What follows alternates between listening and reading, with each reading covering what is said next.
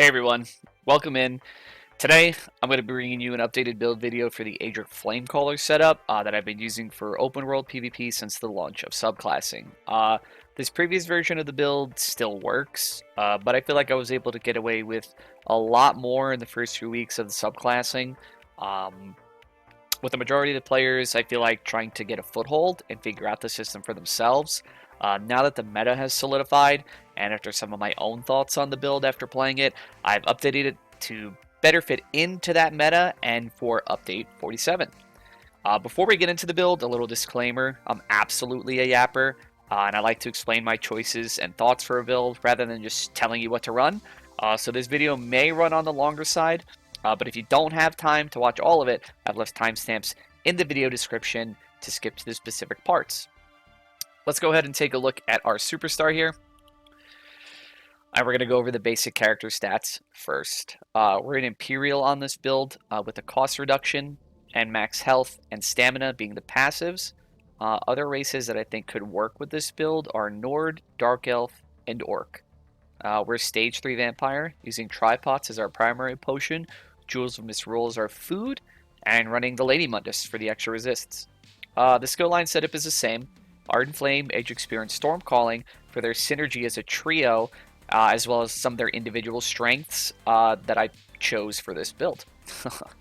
We're running 2 Blood Spawn, 5 Wretched Vitality on the front bar, 5 Rallying Cry on the back bar, with 1 piece of Trainee, and the Markyn Ring of Majesty as our Mythic. We're in 3 pieces of Heavy Armor, 3 Light Armor, and 1 Medium. We run 6 pieces of the Impenetrable trait and 1 Reinforced trait on our chest piece specifically. For Jewelry, we're running 3 Infused for the trait with weapon and spell damage enchants for each one. For weapons, we're using 2 Maces on our front bar with 1 Nirnhund and 1 Charge, just for the traits, with a shock damage glyph and an absorb stamina glyph, respectively. Our back bar is an Ice Staff with a defending trait with a weapon and spell damage enchant for our glyph to round that out. As for gear enchants and attributes, you can set them up however you'd like. You just want to make sure you reach 32k HP, 70k Magicka, and 21k Stamina.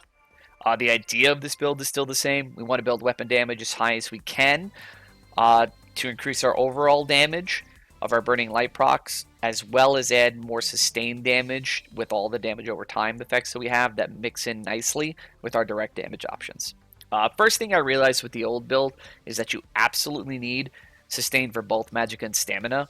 Wretched Vitality gives us the sustain we need while also allowing us to build fully into offense on our Jewelry enchants.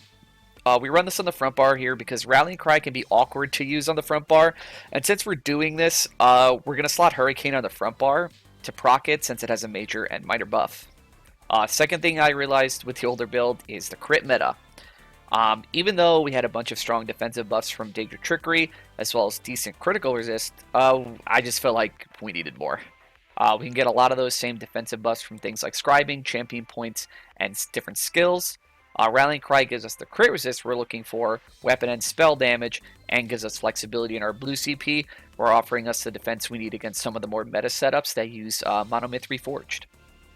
And even though we have crit resist to deal with those specific crit meta builds, we also need to boost base resist to deal with builds that try and go against the meta and use that setups similar to the ones that we're trying to build, where we forgo high crit chance and damage for higher weapon damage and higher raw tooltips.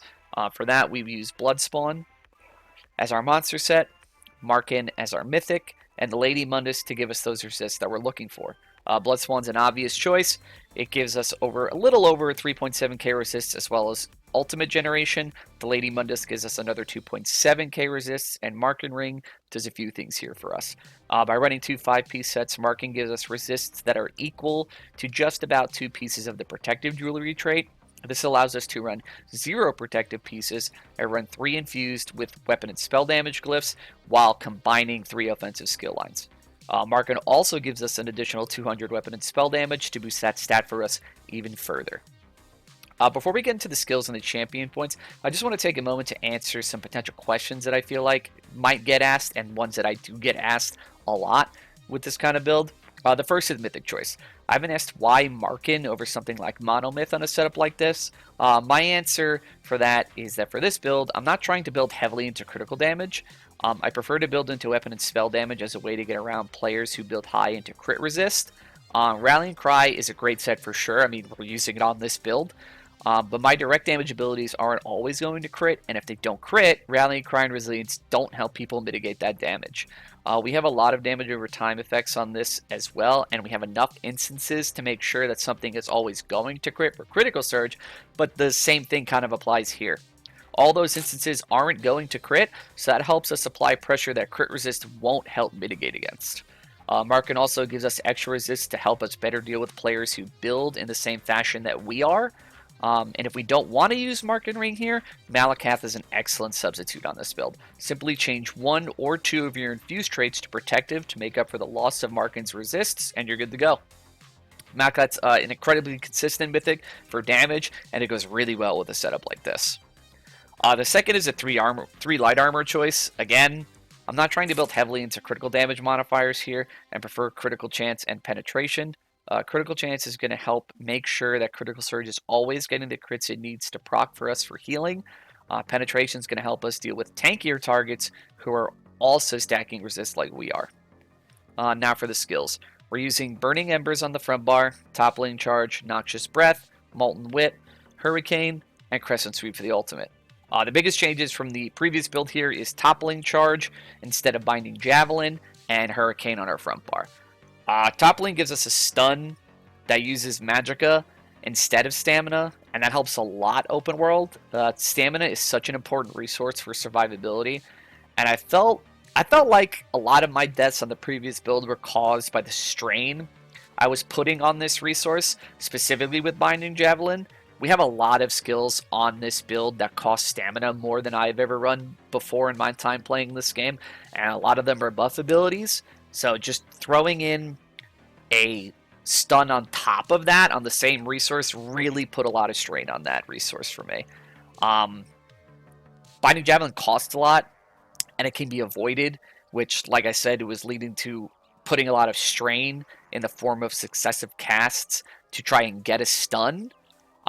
It's a great skill 1v1, but open world, there's a lot that makes it difficult to use and time well enough, like lag and positional desync.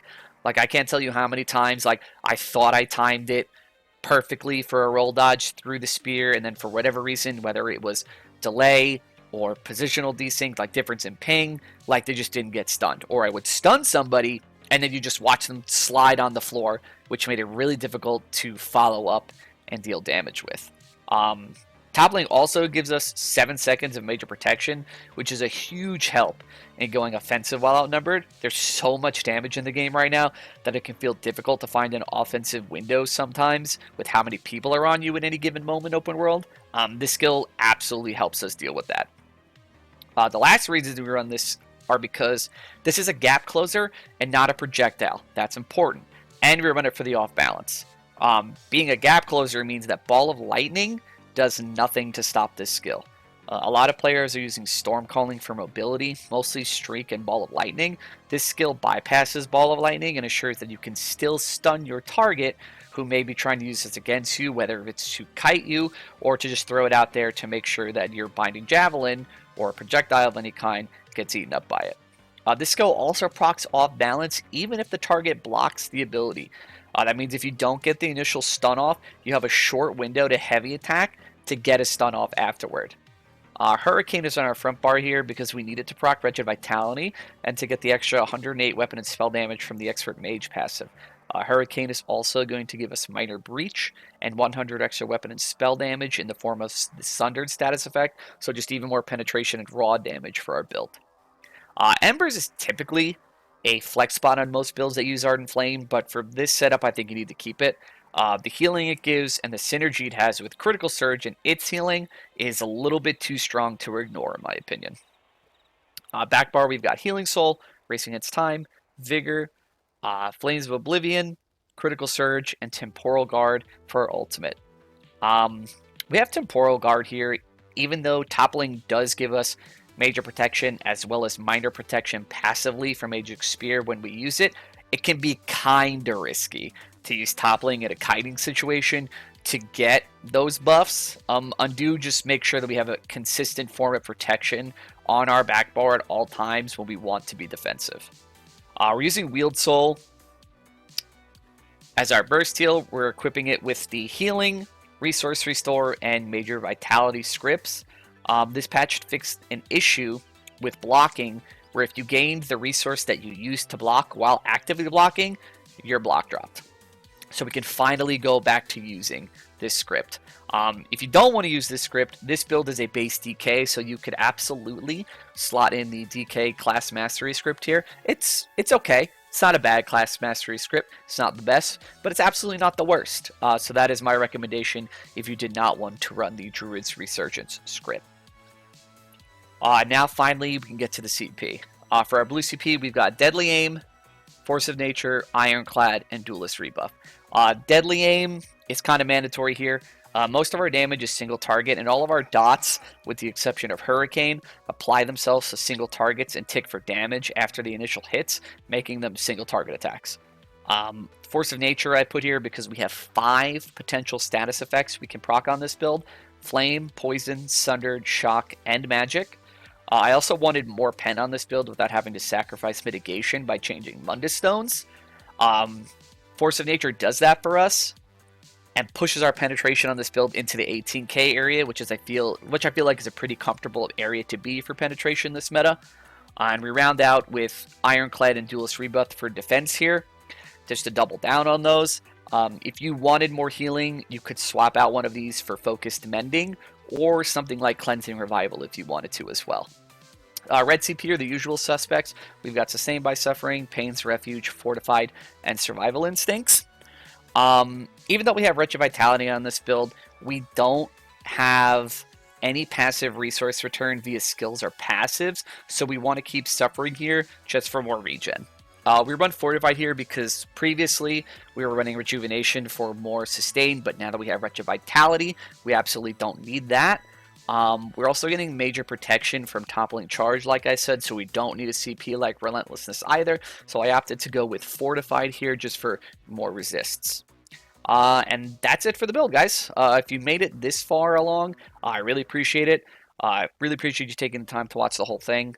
This build feels like the perfected version of my previous build and feels truly like an open world 1vx setup. I've been loving it, and if you try it out, I hope that you really enjoy it too. Thank you guys, and I will see you in the next one.